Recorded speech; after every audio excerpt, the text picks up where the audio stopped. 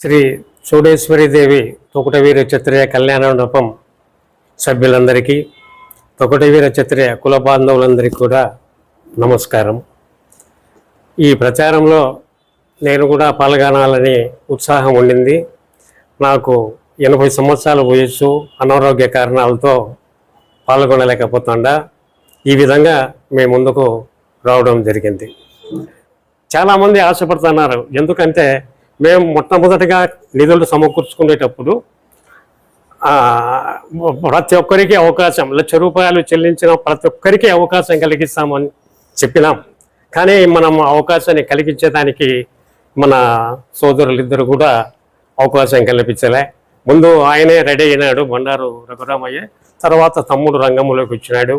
ఎప్పుడూ వాళ్ళ కుటుంబమే ఉండాలన్నా మా అందరికి కూడా అవకాశం, మేమంటే అయిపోయిన వయసు వచ్చింది, మేము కూడా 10-15 ఏళ్ళు క్రియాశీలక పదవిలో ఉన్నాం, మాకు లేకపోయినా పర్వాలే.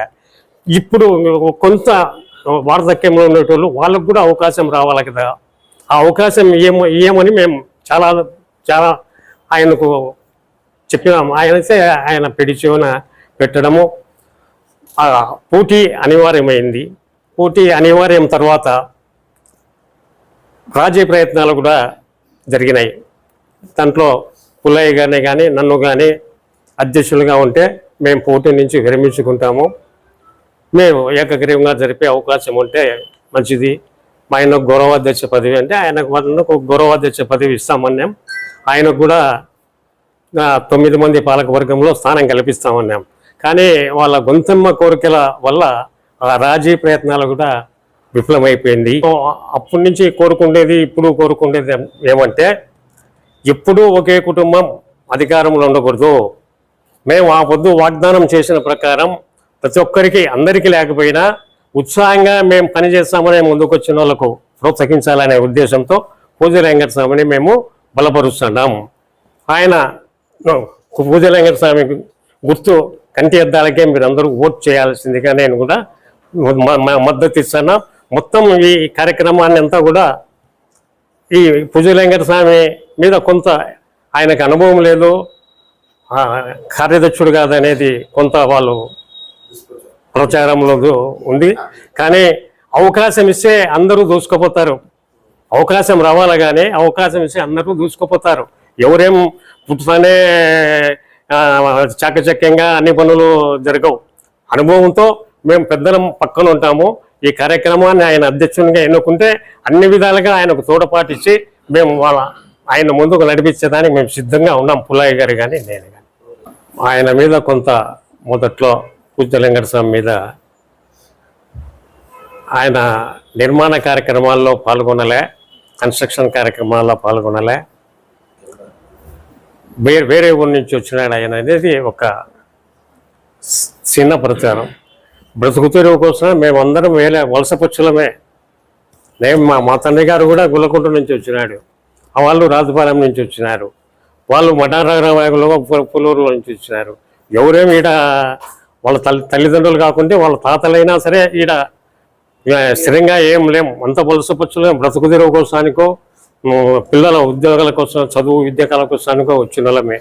ఇది ఒక స్థాయిలో నిలబడినాం. అంతేగాని ఇంకా ఆయన ఏం చేసినాడు, ఈయన చేసిన దానికంటే ఆయన ఇప్పుడు మనకుండే పద్ధతిలో ఆయన ₹1,00,000 సభ్యత్వం ద్వారా పొందినాడు కాబట్టి ఆయన అర్హుడు.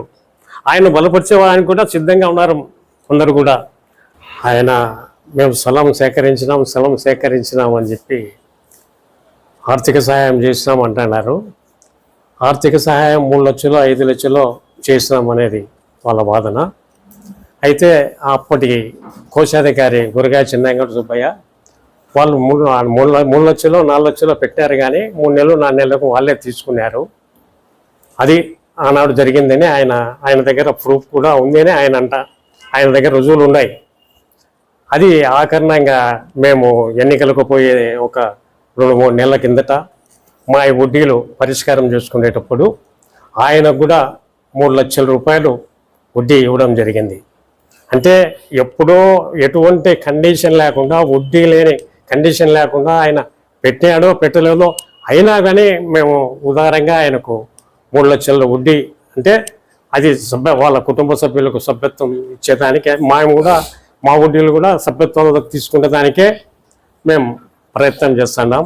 శిలాఫలకాలు అనేది ఒకటి చేయాలనేది ప్రతిపాదన చేస్తున్నారు. శిలాఫలకాల కొరకు కన్స్ట్రక్షన్ టైంలోనే గ్రాంట్ రాయిలు తెచ్చిపెట్టినాము. మా అందరి అనుమతి లేకుండా మాకెవరికి చెప్పకుండా ఆ గ్రానైట్ రాళ్లను గాయత్రి దేవాలయానికి దానం ఇచ్చినాడు. వాళ్ళు నిజంగా శిలాఫలకాలు పెట్టాలనే ఉద్దేశమే ఉంటే మన దగ్గర ఉన్న వస్తువును దానం చేయాల్సిన అవసరం ఏముంది? అయినా ఎవరు అధికారంలోకి వచ్చినా, మా పూజలింగర స్వామి అధికారంలోకి వస్తాడు, వచ్చి ఆయన ద్వారా ఆ కార్యక్రమం పూర్తి చేస్తాం. మినీ కళ్యాణ మండపము, తొకటి వేయిన క్షత్రియుల అవసరాల కోసానికి ఎటువంటి కార్యక్రమాలైనా మనం తీసుకునే దానికి మేము ముందుంటాం. అందరం కూడా మన పూజలింగర స్వామి కంటెద్దాల గుర్తుకు వేయించి బంధుమిత్రులందరూ కూడా ఓటు వేసి గెలిపించాల్సిందిగా మేము మనవి చేస్తాము. తొగటవేరి క్షత్రియ కుల బాంధవులు అందరి ఆలోచన మేరకు కళ్యాణ మండపం నిర్మించాలా, మిగతా కులస్తులకు అందరికీ ఉండే మనకు లేదు అనే ఉద్దేశంతో అందరం కలిసి కళ్యాణ మండపం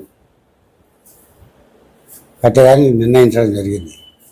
నేను కళ్యాణ సభ్యులు అందరూ ఆలోచన చేయాలి బాగా. మొదటి నుంచి ఎట్లా జరిగింది, ఇప్పుడు ఎట్లా జరుగుతుంది, ఎవరు ఎట్లా అనేది ఆలోచన చేసి వాళ్ళ ఓటు హక్కును వినియోగించుకోవడంలో ఏ అభ్యర్థి అయితే అందరికీ అనుకూలంగా ఉంటాడో, ఎవరైనా ఏదైనా చెప్తే విని దాన్ని ఆ విధంగా నడుచుకొని ముందుకు తీసుకుపోతారు కళ్యాణంలో అనే విధానంలో ముందుకు పోవాలనే ఉద్దేశంతో పూజల వెంకటస్వామి గారికి మేము పూర్తి మా మద్దతు సంపూర్ణంగా 100% మద్దతు తెలుపుతూ చేస్తాను. మన అధ్యక్షుల వారు పూజల వెంకటస్వామి గుర్తు కంటి అద్దాలు కాబట్టి కంటి అద్దాల మీద మీ అమూల్యమైన ఓటును వేయించి అఖండమైన మెజార్టీతో గెలిపిస్తారని ప్రార్థిస్తున్నాం.